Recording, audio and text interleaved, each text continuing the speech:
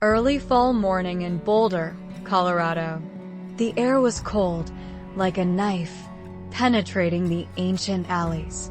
The maple leaves were ablaze with orange and red, covering the ground like a final carpet of color before winter. In the red brick house at the end of Maple Street, a living room lamp shone through the thin fog.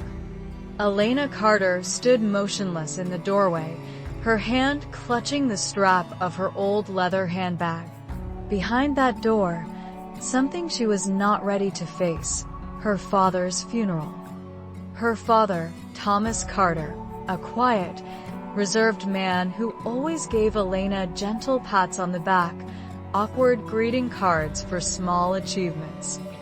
Her father, the only person in the family who did not demand perfection from her. And now he was gone. As Elena pushed the door open, the scent of expensive perfume and lavender candles filled her nostrils. Her mother, Patricia Carter, stood in the middle of the living room, wearing a perfect black dress, pearls tied to her neck. Not a single wrinkle, not a single sign of pain. Just the appearance of a model widow, exactly as she wanted everyone to see her. Her brother, Zachary, sat cross-legged on the sofa, engrossed in his phone. No one looked up when she entered. She felt like a stranger in her own family. "You're late," Patricia reminded softly, not looking up. Elena sighed. "I just got off work. The library closed late." Patricia adjusted her dress, as if her lateness was a stain on the family image. "Funerals are no excuse, Elena." Zachary glanced at her, his lips curling. The room was heavy. St. Michael's Church was filled with white flowers. Thomas Carter's friends and former colleagues were in attendance. Patricia walked through the crowd like a queen, bowing at the right times, shedding the right tears. Zachary stood beside her, broad-shouldered, his expression just the right shade of sad.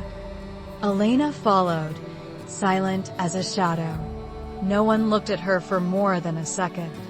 No one asked if she was okay.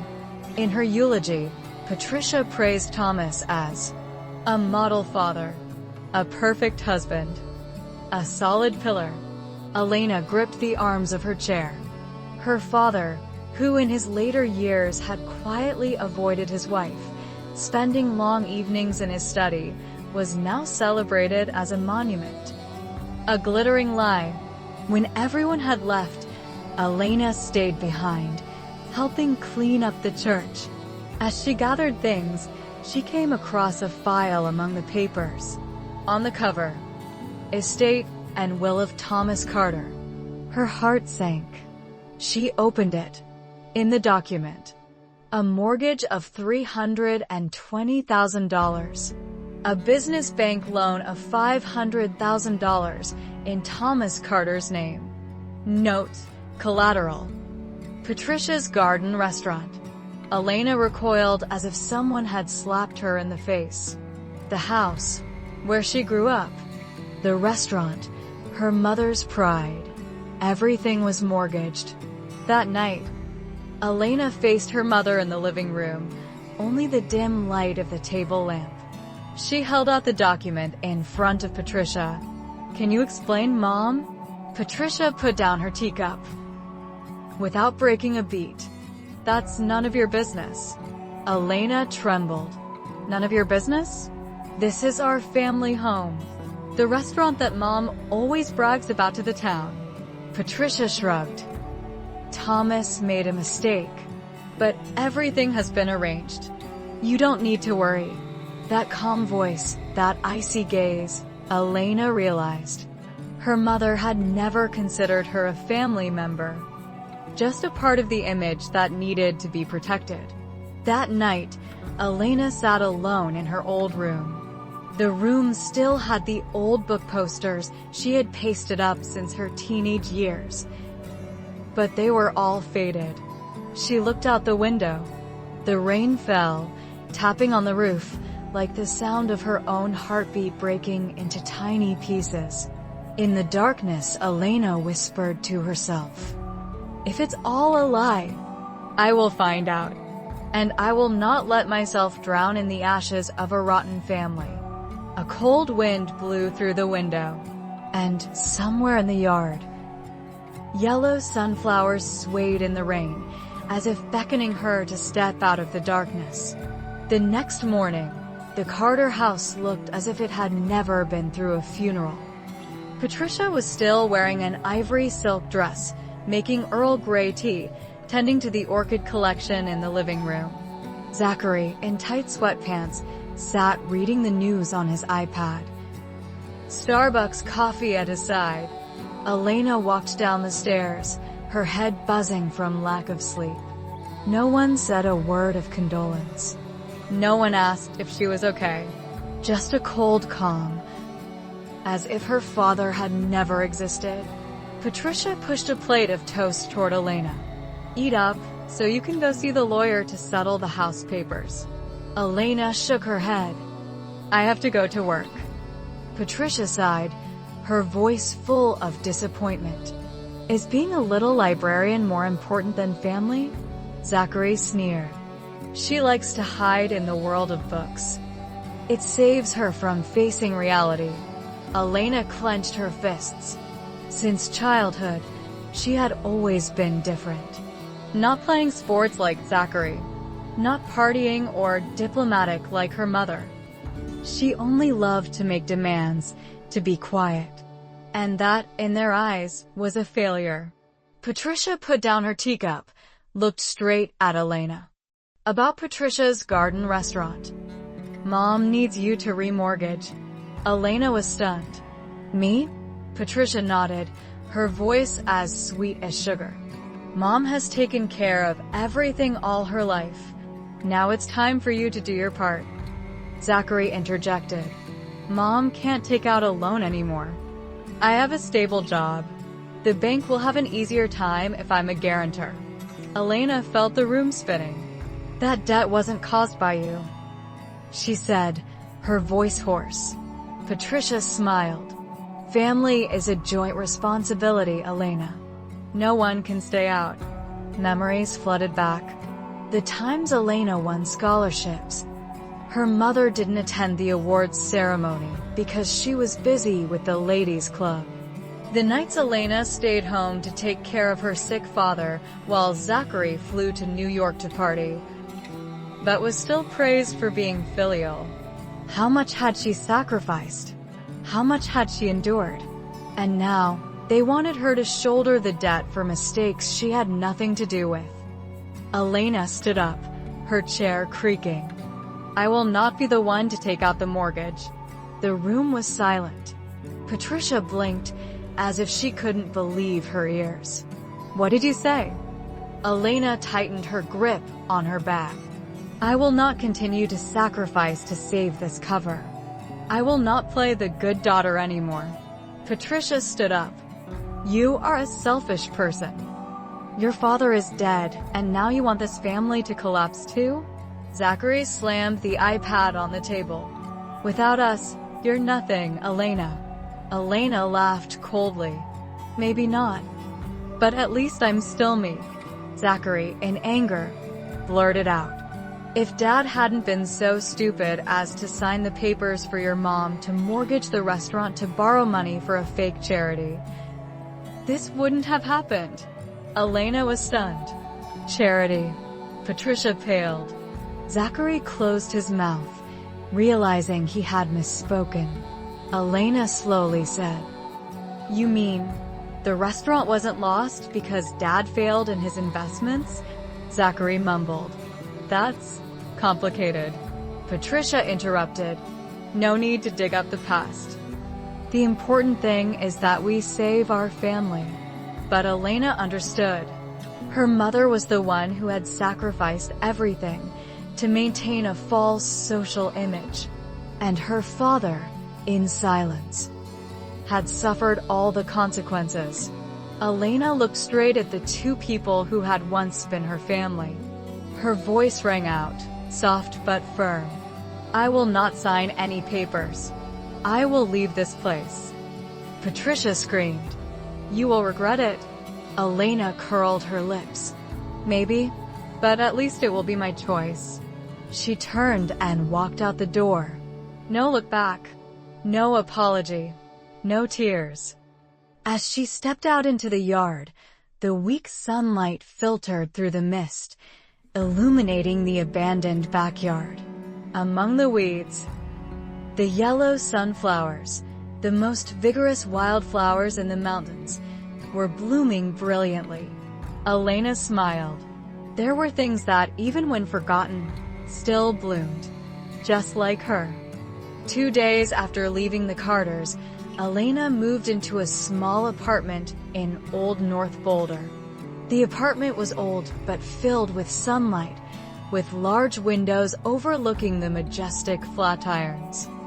For the first time in years, she felt like the air in her lungs was truly hers, not something someone else gave her or controlled. But part of her was still uneasy. There was something, a glimmer of memory, a mystery she needed to solve before she could truly move on. That night, Elena dreamed of her father. In the dream, he stood by the old stone wall behind the house, where her mother had always forbidden her to go when she was little. He smiled, his eyes gentle, and pointed to a bright yellow anemone bush growing between the rocks. As Elena approached, she saw a small, old wooden box hidden under a layer of dry dirt.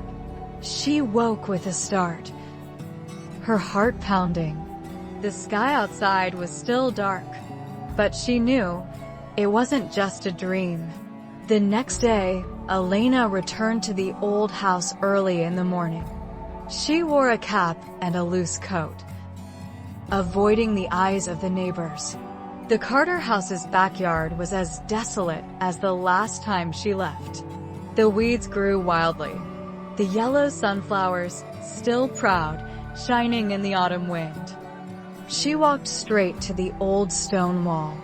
In the weak sunlight, the stones were stacked haphazardly, covered with green moss. Elena bent down and began to carefully push away each layer of grass, each patch of dry soil. Her hands were scratched, her fingernails covered in mud. But she didn't stop. And then, when the sunlight hit at an angle, she saw a piece of cracked wood peeking out from under the soil. She dug deeper. A wooden box. The lock was rusted. Her heart pounded as she gently pulled it out of the ground. The box opened more easily than she expected. Inside, a bundle of letters tied with old rope, a small brass key, a faded old photograph, her father, standing in front of an unfamiliar cabin. Elena opened each letter with trembling hands. Thomas Carter's handwriting. "If you find these, it means I'm gone. I'm sorry for letting you grow up in a house where you've never been free. Your mother wasn't a bad person.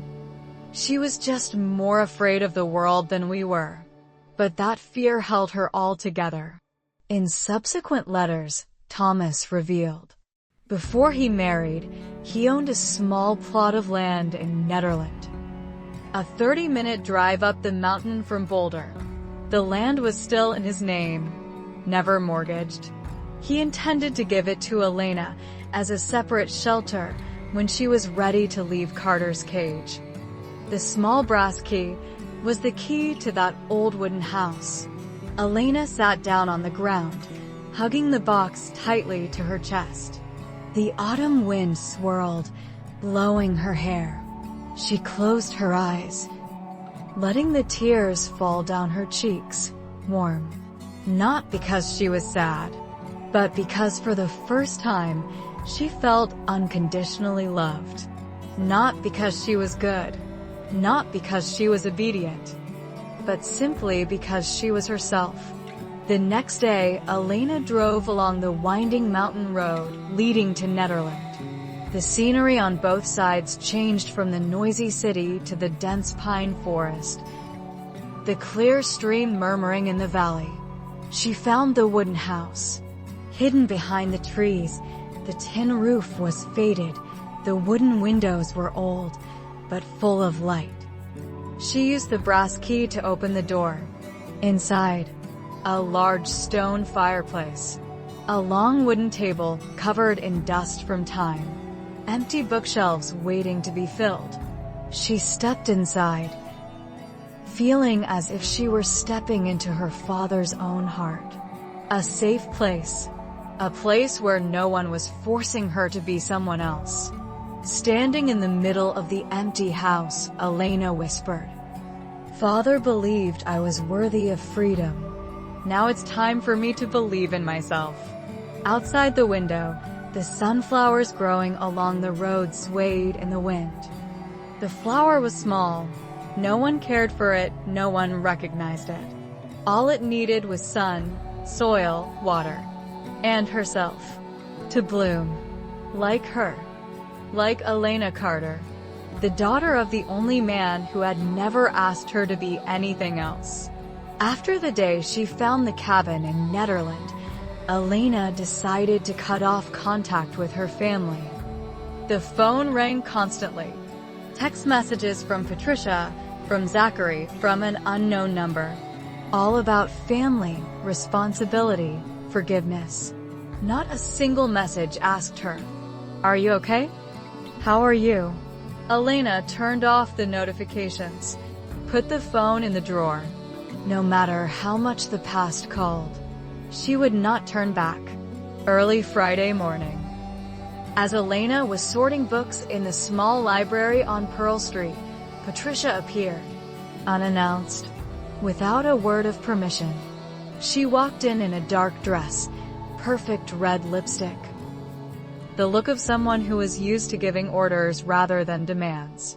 The whole library was silent for a few seconds. Elena put the books down on the counter, looked up, and calmly said, "What are you doing here, Mom?" Patricia stepped forward, her eyes cold. "We need to talk. Now." Elena pointed outside. "It's not appropriate here. If you want to talk, go outside." Outside in the square, the November wind was chilly. Patricia pulled up the collar of her coat, but her eyes were still burning with suppressed anger. "What are you doing? Why did you cut off contact? Why didn't you help your family?" Elena stood up straight, not avoiding. "Family? Which family? The one who used me as a means to pay off debt? The one who used my name to bargain with the bank?" Patricia said sharply, "Family is where people sacrifice for each other." Elena laughed coldly. "Sacrifice? Or is it just demanding and controlling?" From across the street, Zachary appeared, hands in his coat pockets, walking forward with a defiant look on his face. "Mom, don't waste your time. He's just an ungrateful person." Elena looked straight at her brother. "You've been living off the family's sponsorship for years. You've never taken any responsibility for yourself. You've relied on the Carter family for fame, for sponsorship. And now you call me ungrateful?" Zachary blushed, stepped forward, his voice hardened. "If you don't come back to help the family, then don't expect to be considered a Carter anymore." Elena smiled, a cold smile. "Don't worry. I've never really been a part of this family." Patricia exhaled, trying to maintain her noble demeanor. But her voice trembled. "You're destroying everything your father built." Elena was quiet. "No, Mother. You destroyed it long ago. Father just tried to salvage the pieces until he was exhausted." Patricia paled. Zachary was about to say something, but Elena raised her hand to stop him. "Enough. I no longer have to shoulder the responsibility for mistakes I didn't make. I'm no longer the child who tries to please everyone. I'm no longer Elena Carter, the good daughter. I'm just Elena, the one who decides her own life." Elena took off the thin, silver ring on her ring finger, the only gift from her mother when she turned 18. She placed it on Patricia's hand. "Consider it my final repayment." She turned away, leaving the stunned eyes behind her. The sky above was gray. The wind blew the red maple leaves fluttering under her feet. Elena walked across the square, strangely relieved. She no longer carried her mother's expectations. She no longer had to bear the shame that didn't belong to her. She was free. That evening, as Elena was rearranging the small apartment, the phone rang. It wasn't Patricia. It wasn't Zachary. It was Harper Green, the head of the community project in Netherlands. "Hello, Elena. I heard you have an old cabin in the mountains. We're looking for someone to coordinate a reading program for children in the Highlands. If you're interested, we need your help." Elena smiled, feeling like a thin red thread connecting dream and reality. "I'd be happy to help." That night, Elena sat in front of the apartment window, holding a cup of hot cocoa. Looking at the clear night sky, the Carter family was gone. Just her. And an open, undefined future. Maybe she would stumble. Maybe she would get lost. But this time, if she fell, it would be a scar she bore with pride, not a burden forced upon her by others. Outside, the yellow sunflowers still swayed in the wind. Elena closed her eyes. Whisper, "I no longer need anyone's acceptance. I have accepted myself, and that is the most beautiful freedom." The sky over Boulder was dark that night, moonless and starless. Elena sat at the small desk in her apartment, an old photograph in front of her. A picture of the Carter family. Patricia in a sparkling evening gown. Zachary with a tennis trophy in his hand. Elena, smiling awkwardly at the edge of the frame, like an extra. She picked up the small lighter. The blue-yellow flame trembled in the cold wind, blowing through the crack in the door. The photo caught fire immediately. The flames spread, burning the perfect faces. Elena watched the flames die down without blinking. It was time to burn all the lies. It was time to let the truth burn. The next morning, Elena sat at her laptop. Her hands shook a little as she typed each line of the email. She attached a complete set of fraudulent transactions from the charity that Patricia had borrowed money from under the name of the restaurant. The financial contract was flawed. A handwritten letter from Thomas Carter, admitting his mistakes and apologizing to Elena. 2. The Boulder Daily Camera, a local TV station, Channel 7, and a group of freelance reporters introduced by Jason, an old friend. The email subject was short: "The Carter family truth. The truth needs to be heard." She pressed send. A small click. An earthquake waiting to happen. Just 48 hours later, the news was on the front page of the local paper. Patricia's garden financial scandal, a fake empire? Channel 7 aired a primetime special. A series of blog posts and Twitter posts spread like wildfire. Patricia Carter, once considered a symbol of feminist success in Boulder, was summoned to testify. Patricia's garden restaurant was forced to close for a financial audit. Sponsors who had supported Patricia withdrew en masse. Zachary lost his tennis endorsement. His name was removed from the city's roster of athletes. Patricia, under pressure from public opinion and investigation, abruptly withdrew from all charitable organizations. She disappeared from social gatherings as if she had never existed. The red brick house on Maple Street that Elena had called home was sealed for seizure. One afternoon, as Elena was walking home from the library, Patricia appeared before her. Gone was the gorgeous dress. Gone was the elaborate makeup. Just a tired woman, her eyes sunken, her gaze hateful. She approached Elena, her voice choked. "Do you think you've won?" Elena stood up straight, not backing down. "This is not a game, Mother. This is the truth." Patricia clenched her fists. "Family is blood. You can't change that." Elena looked deep into her mother's eyes. Blood is not an excuse to make others endure toxicity. Family is not shackles. She spoke slowly, each word engraved deeply. "My mother taught me that family is where people pay for the mistakes of others. As for me, I choose family as a place where I can be free." Patricia did not answer. She turned around, staggering away like a fading shadow. Elena did not look back. That night, Elena sat by the small fireplace in the wooden house in Netherlands. She burned all the old mementos, letters forcing her to apologize for mistakes she did not make. The school awards her mother had forced her to win to bring honor to the family, all turned to ashes. The flickering firelight illuminated her face. No more tears, only peace. The following spring, Elena turned the land around the cabin into a reading garden for mountain children. A small library built from recycled wood. Sunflower bushes blooming at the foot of the mountain. Children laughing in the sun. No more titles. No more medals. Just life. Real. Simple. And free.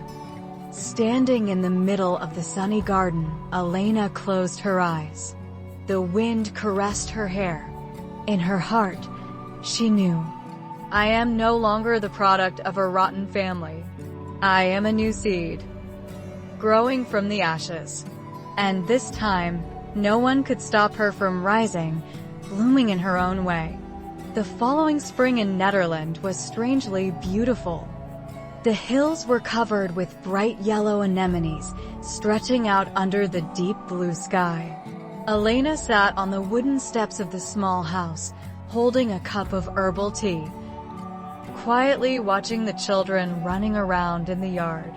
Clear laughter echoed throughout the garden, which had once been a wasteland, but was now an oasis of life.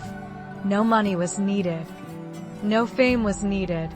Just patience and a heart ready to sow. Every morning, Elena woke up to the sunlight streaming through the wooden windows. She made tea, opened the door to the mountain breeze, and spent time writing. She agreed to write essays for the local magazine on healing after family trauma, on building community from trust, not control. On weekends, she organized reading sessions for children in the mountains. No one forced her to be the perfect daughter. No one asked her to hide her feelings. She lived for real. One afternoon in May, Elena received a handwritten letter. The sender, Zachary Carter. She hesitated for a long time before opening it. The letter was short, written in hasty handwriting. "Elena, I'm sorry. I was a coward. I chose to stand with my mother because I was too afraid to lose everything. But now I understand. Nothing is worth keeping if you deny yourself. I hope, even if you don't deserve it, you will forgive me. Or at least, you will live happily even without me." Elena folded the letter and placed it in a wooden box on her desk. She didn't know if she had forgiven or not. But she knew forgiveness was no longer a requirement for moving on. Another day, when Elena was teaching the children how to make personal notebooks, an old Jeep stopped in front of the gate.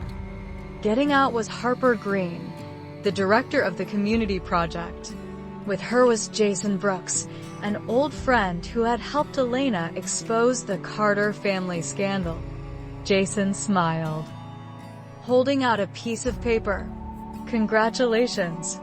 Your Garden of Readers project is officially funded by the Rocky Mountains Education Foundation," Harper continued. "We want you to be the project's executive director." Elena's eyes widened. Jason smiled. No one is more deserving. You have turned the ashes into a living garden. A week later, the reading garden officially opened. There was a rustic wooden sign. Garden of Readers. Garden of Dreamers. There was homemade apple pie, refreshing lemonade. There were bright eyes, eager to open each new page. Elena stood by the blooming anemones, clutching the lavender bouquet the children had given her. There was no vain pride in her heart, only quiet gratitude. Grateful to her father, who had instilled in her the belief that she deserved to be free. Grateful to herself for having the courage to step out of the gilded cage. Grateful to her wounds, for learning to care for the wounds of others. That night, Elena sat by the fire, opening her new diary. She wrote, "If someone were to ask me, how do I survive losing my family? I would answer, by finding family outside of my blood, by making my own family, with people I trust, with dreams I cherish, with love I give myself." She closed the notebook. Outside the window, the mountain breeze carried the fragrant scent of wild flowers. An old chapter had ended. A new life had begun. The next morning, when Elena opened the door and stepped into the garden, she saw a little girl of about 8 years old, sitting reading a book among the sunflowers. The sunlight shone on her hair, creating a soft halo. The girl looked up, met Elena's eyes, and smiled. That smile, innocent, free, was everything Elena had dreamed of as a child suffocated by expectations. She smiled back. No more pain, no more regret. Only love. Honest, pure, unconditional.